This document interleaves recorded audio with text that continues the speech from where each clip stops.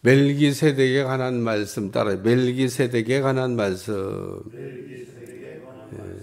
여러분이 아마 살아오면서 멜기세덱에 관해서 이렇게 많이 들어보기는 처음일 수도 있습니다.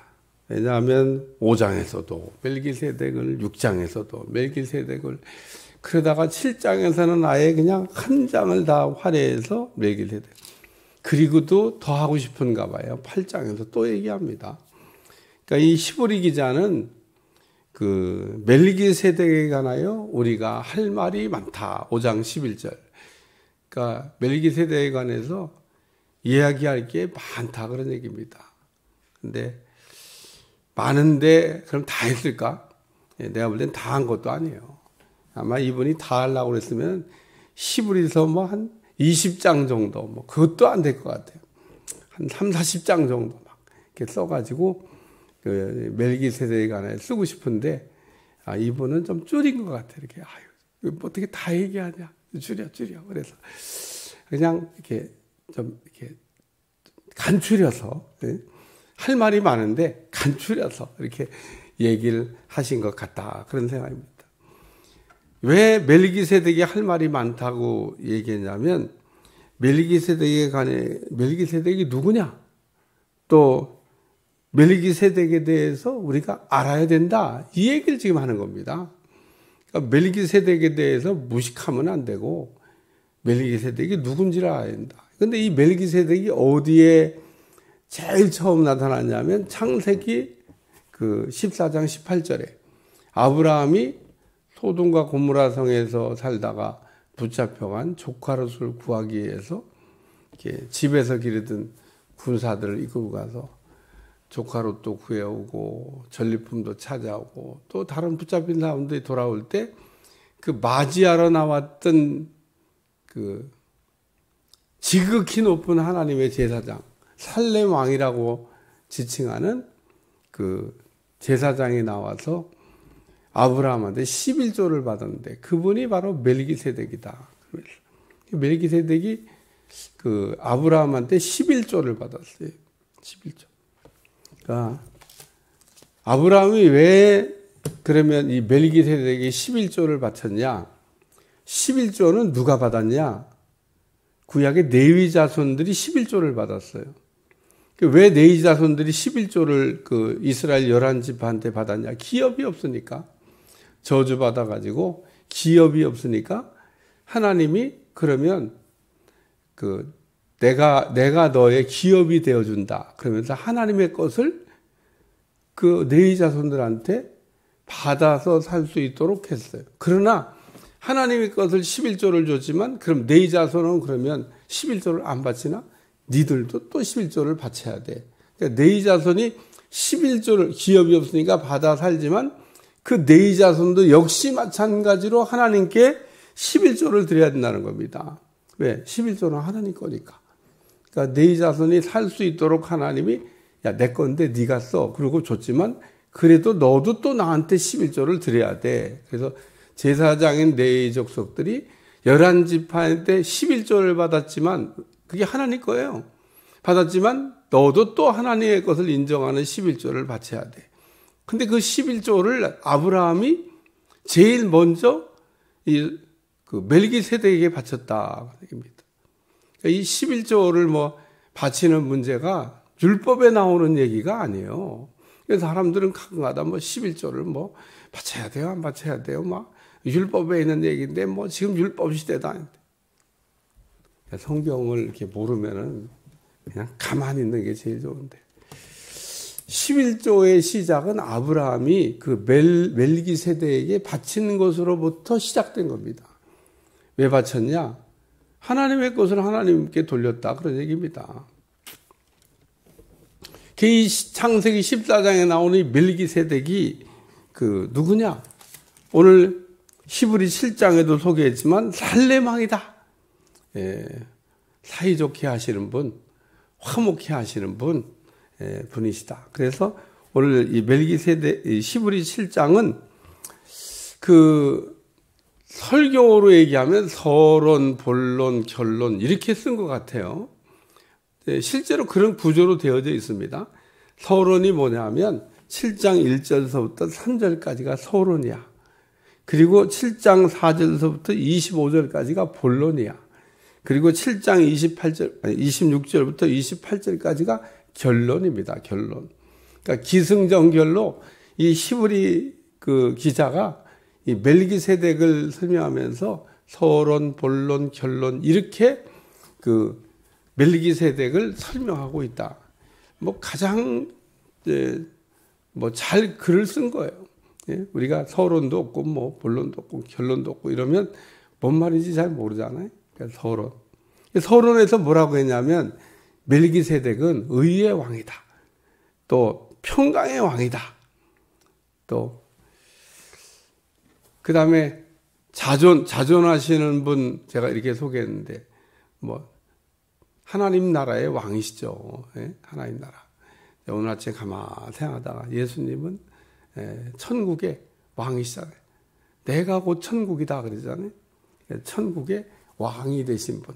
마태복음에 아주 잘 소개하고 있어요. 하나님 나라에 대해서. 그러니까 오늘 이 멜기세덱은 의의 왕, 또 평강의 왕, 그리고 뭐 자존하시는 분, 하나님의 아들과 닮아서 항상 제사장으로 있는 분.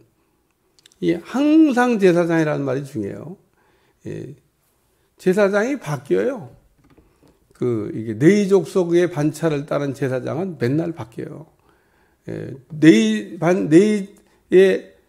이 아론의 반차를, 네이 족속의 아론의 반차를 따라 제사장이 된 사람들, 왜 바뀌냐면 죽으니까. 예. 구약의 대제사장은 종신제입니다. 죽을 때까지 나중에 노인이 돼서 힘이 없어도 그거는 죽어야만 끝나는 거예요. 그 직책은 종신제야. 죽어야만 끝나. 그게 살아있을 때는 안 끝나. 아론이 죽어야 제사장 직분이 대제사장 넘어가는 거예요.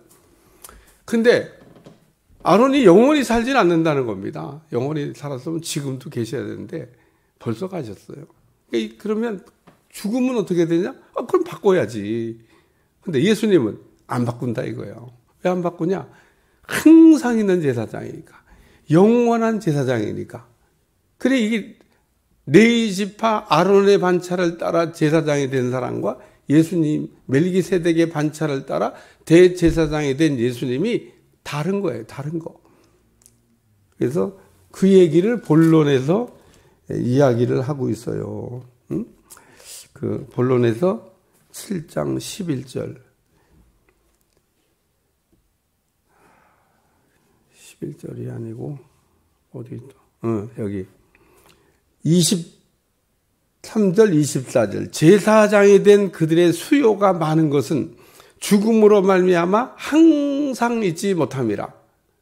이게 항상 얘기가 나오잖아요. 항상 제사장이 된 그들의 수요가 많아요. 아론대로 제사장이 줄줄줄줄 있었잖아요. 신약시대 때 예수님 때 와갖고 막 그냥 이제 아주 불법이 성행해가지고 종신제도 없어졌어. 그냥 마음대로 왕이 네가 해. 그게 이제 여로보암의 그 죄가 신약시대까지 내려온 겁니다. 그래서 막 제 마음대로 대제사장이 바뀝니다. 제사장이 많아졌어요. 멀쩡히 먼저 대제사장 살아있는데 또 다른 놈이 나타났어. 가짜지, 가짜. 종신제인데. 그러니까 여로보암처럼 그냥 맘대로 막 제사장을 한 겁니다. 맘대로. 뭐 아론의 반차라 따랐나 몰라. 그냥 막 제사장한 겁니다. 자, 그런데 이런 제사장은 갈린다는 겁니다. 바뀐다는 거예요. 여기 갈린다는 얘기가 바뀐다는 거예요. 근데 예수님은 안 바뀐다. 그 얘기를 설명하고 있습니다. 또 11절에 이 11절이 중요한데 레위 계통의 제사 직분으로 말미암아 온전해질 수 있다 그러면 멜기세덱의 반차를 따른 제사장이 또 세울 필요가 뭐 있겠냐는 겁니다. 그거로 해결 다 되는데 멜기세덱의 반차를 따른 대제사장이 올 필요가 없다. 다시 말해서 이건 쉽게 얘기하면 율법으로 우리 죄의 문제가 다 해결된다 그러면 예수님 오실 필요가 없다 그런 얘기입니다. 아니 율법으로 죄 문제가 해결되고 죄인이 의인되는데 예수님이 왜 오셔서 대속제물이 되시고 예수님이 왜 오셔서 우리를 위하여 속죄제물이 되셔야 되냐는 겁니다. 그럴 필요 없지. 단 한 명이라도 죄인이 의인된 사람이 있으면, 율법으로 죄인이 의인된 사람이 있으면 예수님 오실 필요 없어요. 그 단 한 사람 된 사람을 본받으라고 했지. 봐라야, 누구는 됐지 않냐? 니들은 왜 지금 맨날 죄 짓고 죄 문제를 해결 못하고 그래? 율법 그까짓 거 613가지 그걸 못 지켜? 지킨 사람 있잖아. 그리고 얘기해야 되는데 단 한 명도 율법으로는 의롭다함을 받은 사람이 없어요. 근데 예수님 당시에는 의로워졌다고 얘기했죠. 누가? 바리새인 서기관들이. 이 바리새인들은 대단한 사람들입니다. 그냥 바리새인 서기관을 맨날 이렇게 좀 나쁜 사람처럼 얘기하니까 그 인간들은 뭐 형편없는 사람이다. 이렇게 생각하시면 안 됩니다. 예수님도 일부 칭찬하셨어요. 너희의 의가 바리새인보다 서기관보다는 나아야 된다. 너희가 무슨 서기관을 무슨 비난할 자격이나 있는 줄 아냐? 자격 없어, 너희들. 그렇죠. 자격이 없는 줄도 모르고 무자격한 줄도 모르고 무식하게 사는 사람들이 많습니다. 그러니까 바울이 깨닫고 난 다음에 나 된 것이 하나님의 은혜라. 내가 진짜 나쁜 놈이었구나. 내가 진짜 죄인이었구나. 내가 이걸 몰랐구나. 그래서 나 되는 것이 하나.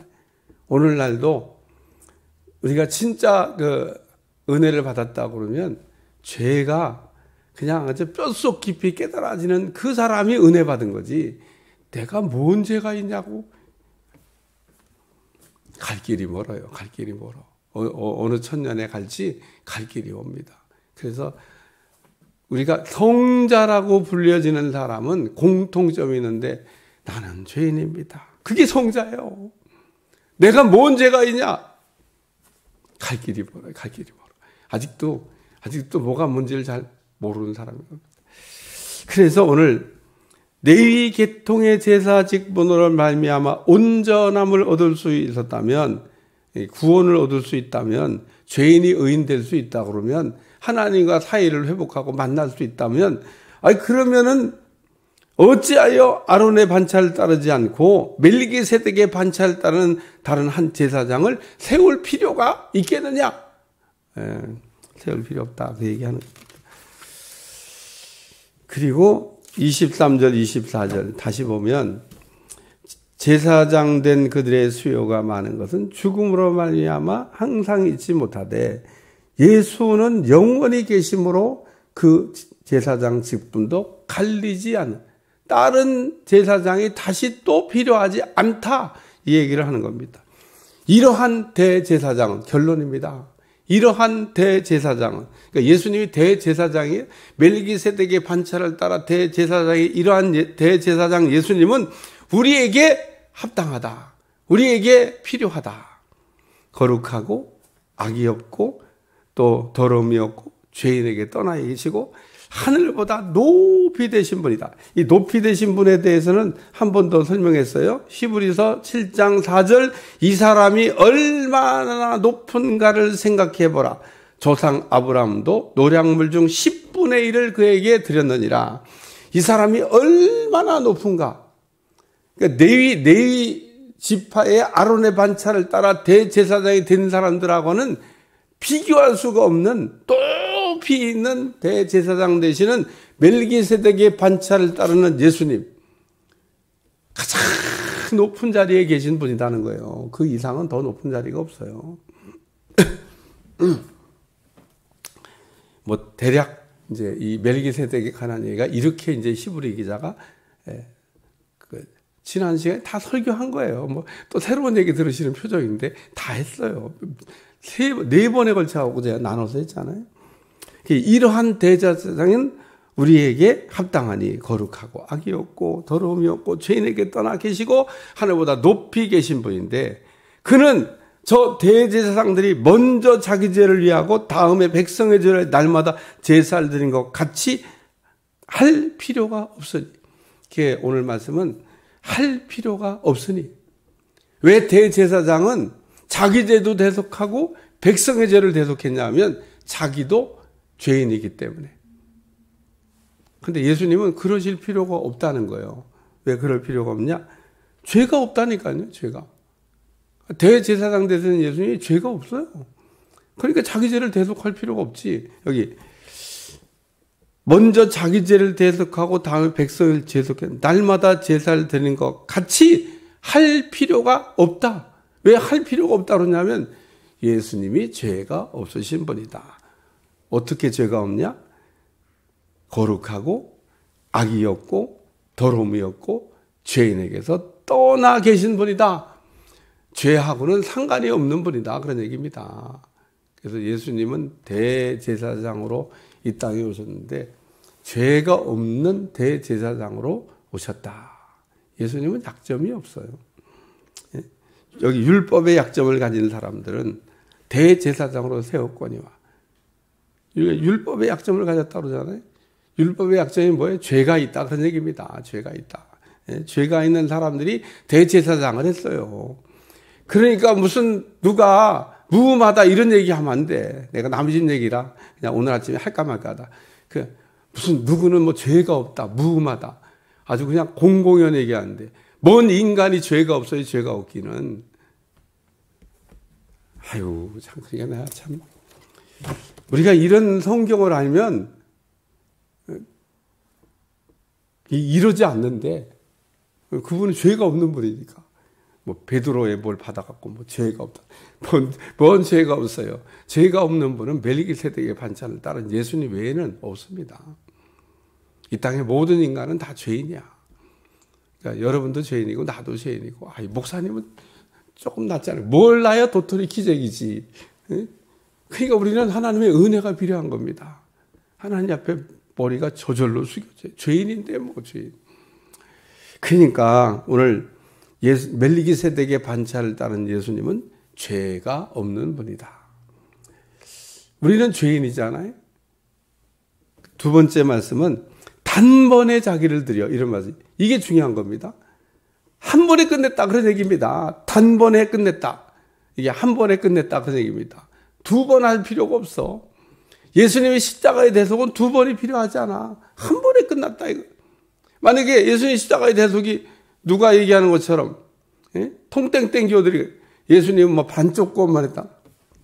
나는 아주 머리를 잡고 사람 속이려고 성경을 가감해서 지들 맘대로 하는 얘기죠. 내가 그게 믿어져서는 벌써 내가 통땡땡 교가 가지고 아주 열심히 특심히 누가 됐을지 몰라. 못 간다니까요. 안 간다니까. 왜? 아니니까.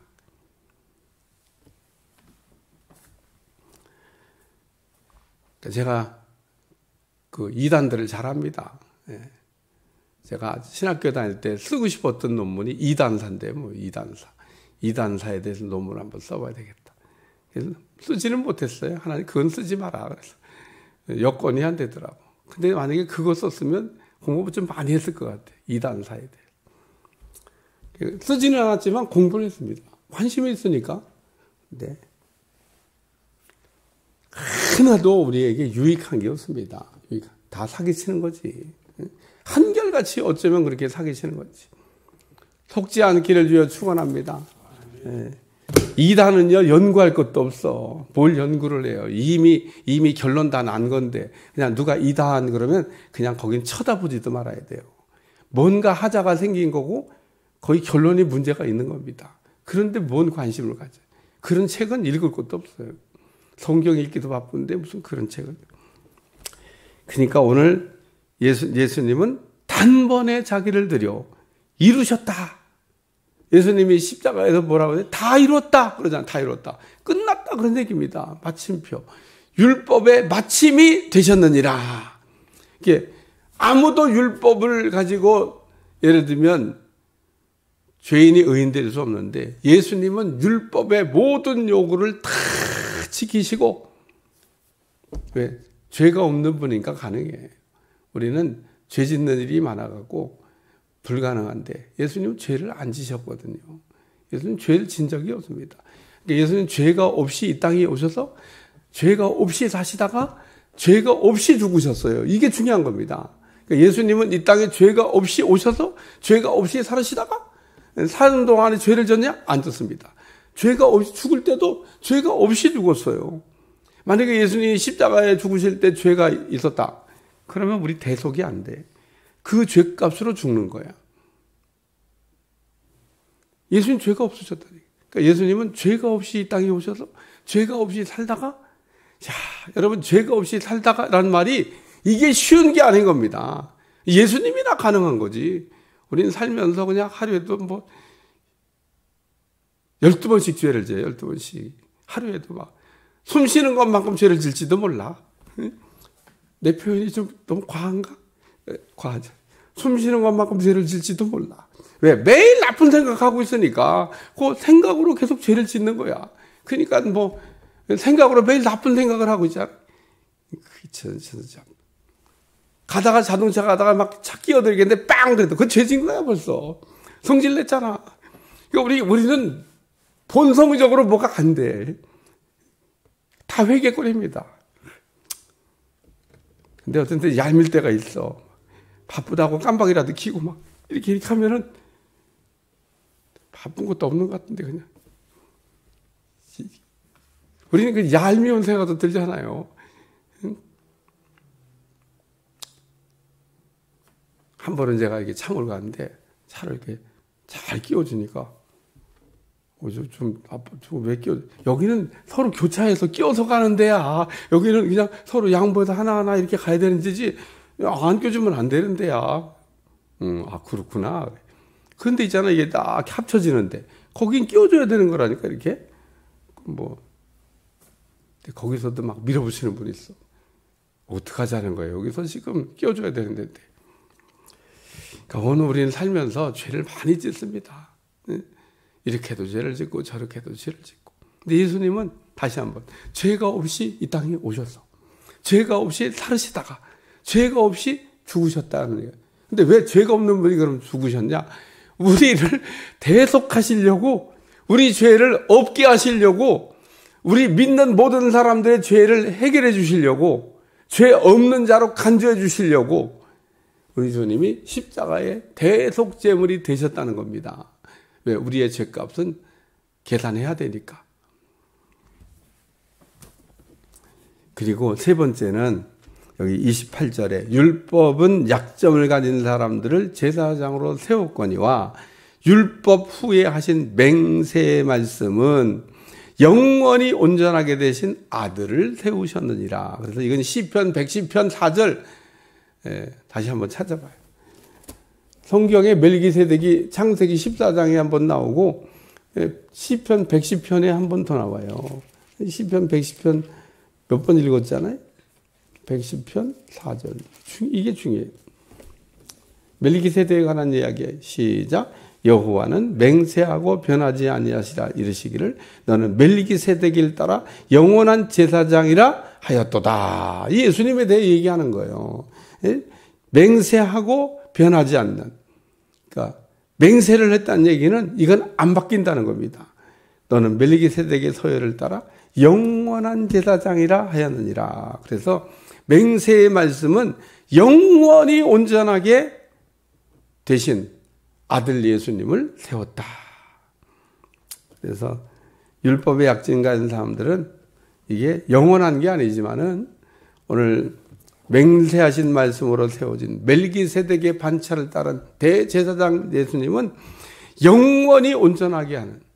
그래서 이 멜기세덱의 대제사장 되신 예수님은 우리를 온전히 구원하실 수가 있다. 그런 얘기입니다. 여기 온전히 구원해. 이는 그가 항상 살아계셔서 그들을 위하여 간구하심이라. 25절. 그래서 막 멜기세덱의 반차를 따른 제사장 얘기를 막 이런 얘기 저런 얘기 하는 것 같지만 오늘 시브리 기자가 서론, 본론, 결론 그래가지고 아주 멜기세덱의 반차를 따른 대제사장 되시는 예수님이 어떤 분이냐. 오늘 이게 27절, 28절에 하죠. 결론적인 얘기로. 그러니까 할 필요가 없고 단번에 자기를 들여 영원히 온전하게 우리를 만드셨다. 이게 결론입니다. 결론.